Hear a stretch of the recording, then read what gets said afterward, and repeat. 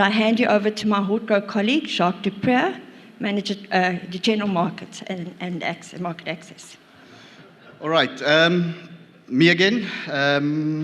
This morning's topic is a long one, but it speaks to the phytosanitary requirements. Gaan so hier en daar 'n bietjie speech ook, just to properly show the importance of phytosanitary management in our industry. So it's going to be a high level. I'm not going to go into all the detail. Basically talk about the principles of phyto, also some examples and insight from other industries. Hubert referred to the USA that we did this year. I think a lot that we learned as stone fruit industry for special markets and cold treatment markets for the first time that we did that. En dan gaan ek so 'n bietjie van 'n lang draai vat. It's also a winding road and generalize a bit. So all the technical people, the entomologists, etc., don't shoot me. I think it's about the principles. And as you can see on the top right hand there, it is complicated and a frustrating topic to address. So let's start off a bit back and just distinguish between the different trade barriers and challenges. You have tariff barriers in place, which refers to import tariffs. For instance, in India, where it's between 30 and 50+% that your import tariff is. The second one is non-tariff barriers, and my definition of non-tariff barriers here is not technically correct, but it refers to anything and everything that basically makes it difficult for you to enter and to export to a market, albeit quotas that's limited or capped, registrations, permits, etc. And then a lot of people get confused with trade agreements and market access in the phytosanitary terms. Trade agreement is not about phytosanitary issues. Preferential trade agreements, free trade agreements, plurilateral, bilateral, that refers to the import tariffs mainly. And that's a complicated one on its own. So just as an example of the complication, this is how the trade blocks, this is just for Africa, how the trade blocks look. And as South Africa, we negotiate trade agreements as SACU, the SA Customs, or Southern African Customs Union. So that includes South Africa, Botswana, Lesotho, Namibia, and Swaziland. And you can see the rings and the ovals there, how they all interact, and our trade agreements, just as an example for Africa, how that looks on the continent.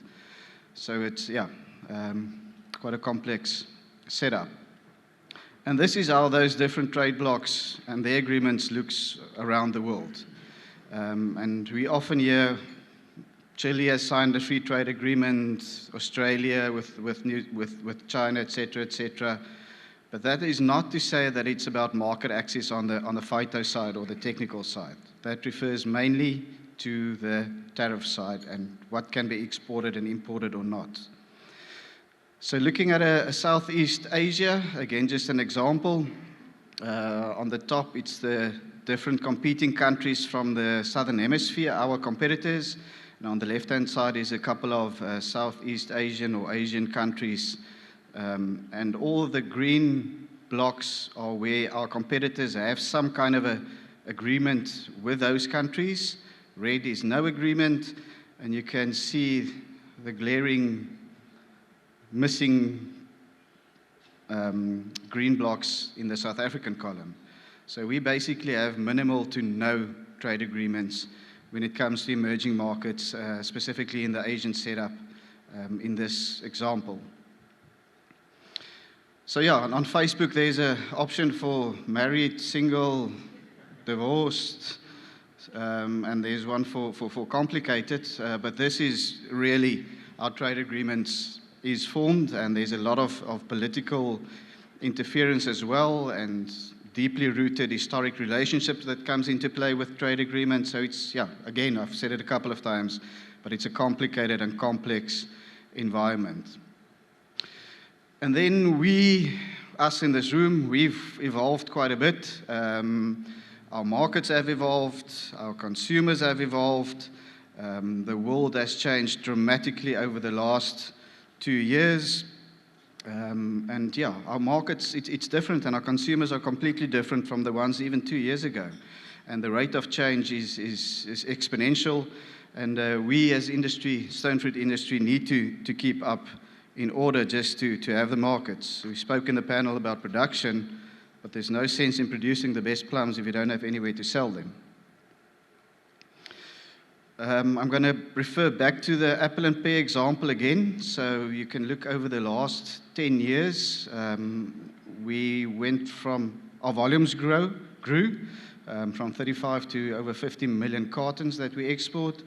And our markets changed significantly. If you just take the apple example, it's even more evident, but this is apple and pears together. So 57% 10 years or so back that we shipped to UK, Europe, Russia, and 38% to Africa, Middle East, and Far East. If you look at stone fruit, 77% that we did to Europe, Russia. That is still in the 70s, 73%, and the growth in Africa basically, well, minimal, only 1%. Middle East, we've seen a bit of growth, and then in the East, virtually a decline in terms of our market share, although our volumes did increase significantly.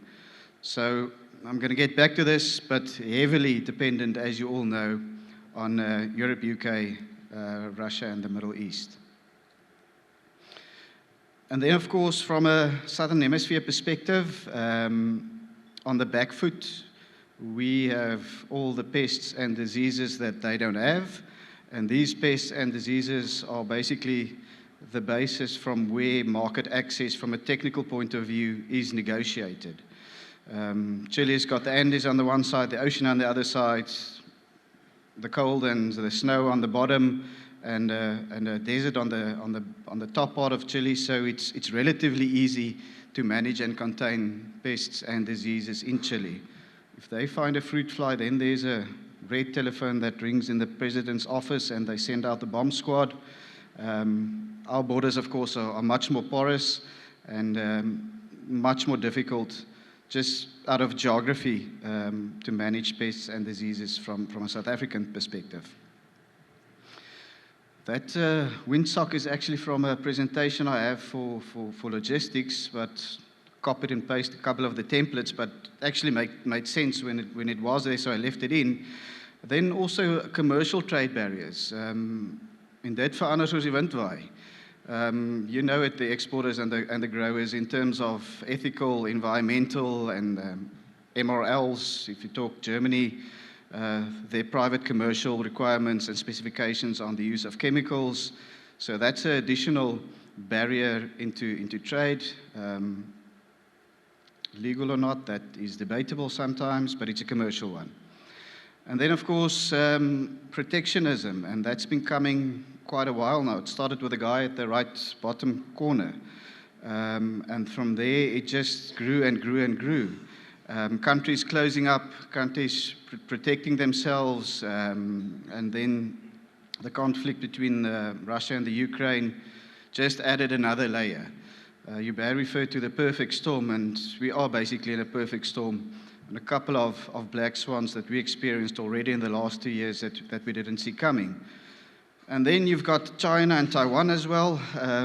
Some things brewing there, and what will that have? What impact will that have on their relationship, and then the knock-on effects on ourselves as well going forward?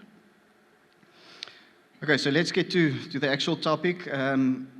So if you talk trade requirements or barriers, and specifically on the phytosanitary and sanitary side, that refers to pests and diseases, and also to use of chemicals, the MRLs, and then also the loss of tools and chemicals, and the pressure that puts on us as industry to control and manage these pests, not just from a production and loss of quality and loss of fruit side, but also in terms of being able to maintain access to markets and also gain access to new markets.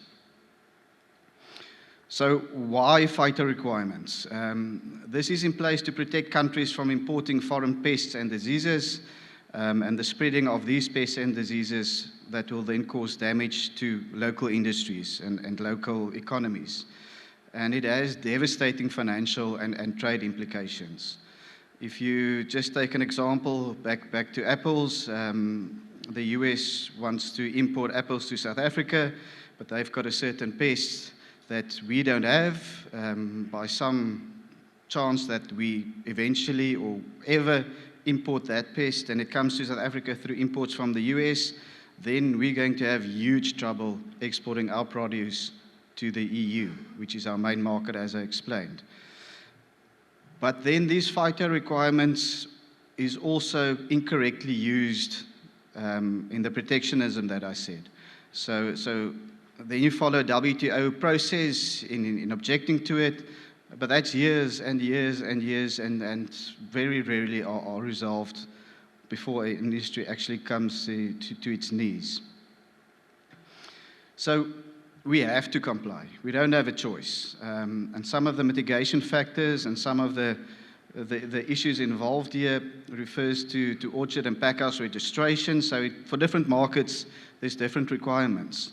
The accreditation and verification of these PUCs and PHCs, specifically on a stone fruit side for the EU, and then the risk management system that we have been using for a couple of years now, that is based on research, that is industry funded through your levies, that makes it possible for us to continue exporting to the EU without the use of cold treatment.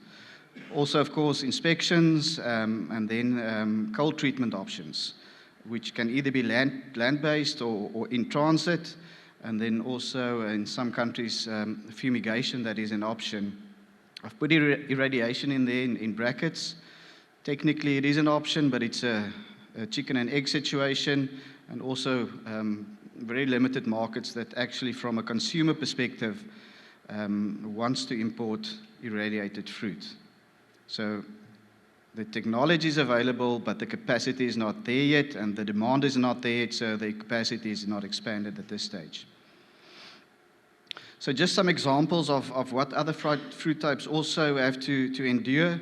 As you all know, for the EU, for false codling moth and for fruit fly, zero tolerance in place, as well as the risk management system that we manage on PhytClean and through PhytClean. For Taiwan apples, it's cold treatment. For US pome and stone, also cold treatment. On the pome side, it's a pre-clearance program. For stone fruit, a lot of uncertainty the last season, but we eventually were able to export quite a bit of plums, to a lesser degree nectarines as well, but on a different set of rules than for apples and pears at this stage. China, apples and pears, cold treatment, and others. We gained access to China for pears, when was it? A couple of days, last week Thursday, I think. But now they've got a new requirement. Each little hole on every carton needs to be covered by gauze, which is, of course, another barrier. And just to show you how bad it can get, for Mexico apples, it's a 40-day land-based cold treatment. So dit gaat nooit vir steenvrugte werk nie. And again, Mexico protecting themselves of us exporting OFM, Oriental fruit moth, to Mexico. And then Kenya, a lesser one, just registration of orchards and PUCs. And then you all probably read or heard about the issues that the citrus guys have in the EU. We are in a similar boat. We haven't had interceptions in the EU on FCM or fruit fly. It's a protectionist practice that they put in place. The Spaniards don't want our citrus in the EU. So they use these PHYTO requirements to keep us out. So we've always used that to say this is which way it can go wrong if we don't look after ourselves and have the self-discipline in the industry. And then another one, foot and mouth disease. You can't even export wool to China now due to foot and mouth. So there's a plethora of challenges outside of the production and the marketing and the logistics, just be able to still get to those markets or have access to those markets. So I know the impact that it has on you as businesses, the paperwork, the additional admin, the compliance challenges, but we have to measure the cost of compliance versus the cost of losing a market. So it's a puzzle that we need to put together. This is a case study of access. So this is for apples to China. We initially applied in 2003 for apples and pears. It's the whole process. Only eventually were able to export the first apples in 2015, and we are still waiting to export the first pears to China, hopefully still this year. But just to try and illustrate the time and the effort that goes into accessing a new market, and if you lose a new market, to regain access. So in terms of interceptions and failure to comply in foreign countries, we've got a growth strategy that speaks to gaining new markets, gaining access to new markets, retaining market access, which is actually recently the most important one, and then there's markets that you do have access to optimize those markets and grow volumes into those markets. But if we lose a market, there's a no-grow. And as I said, the impacts financially is massive, and the knock-on effect, if we should start shifting all our plums that we can't sell in Europe into the Middle East or wherever, it's disastrous. And then the massive undertaking to regain a market. We lost access to Taiwan a couple of years ago due to one codling moth larva in one apple. Can't remember what the financial implications was. 12 million, what was it, Mariette? Millions and millions of rands that we lost due to one larva. So bringing it back home, I was hesitant to put this one up in an open forum, but I think we need to just show it. This is the last 2 seasons PPCB interceptions. Although we use the risk management system for stone fruit, shot up with 46% on false codling moth interceptions, fruit fly 12%. And even though the EU regulations are in place for peaches and nectarines, 94% of those false codling moth interceptions were on plums. So, we cannot underestimate how crucial risk management is to the stone fruit industry. We have the scientific foundation and the capacity, and you'll see a lot of those presentations later today from an industry side. But we as growers, industry, exporters, the technical consultant and people, we need to get serious about managing pests and diseases. And talking specifically again about EU, UK, fruit fly, false codling moth. Die kanse van die daarvan kanse vat en hier by my vriend pak of die trap records nie totaal al korrek invul nie en die spuit wat ek moet nie en die doen wat ek moet nie. Daai dae is verby. Ons kort, soos ek nou gesê het met Taiwan, we only need 1 or 2 that will sink the whole industry. Yeah, so that's my story, a bit somber, but I think it's urgent that we understand the urgency of this matter, and so far we've done have done great. If you compare the citrus interceptions to stone fruit, it's worlds apart. So we must applaud the industry for what they've done so far, but we can't let our foot off the petrol on this one. And then just lastly, Elke asked me, although it's a stone fruit day, just to put this slide up. It's the PHYTO Symposium, so it's self-explanatory if you're interested in that one. Thank you.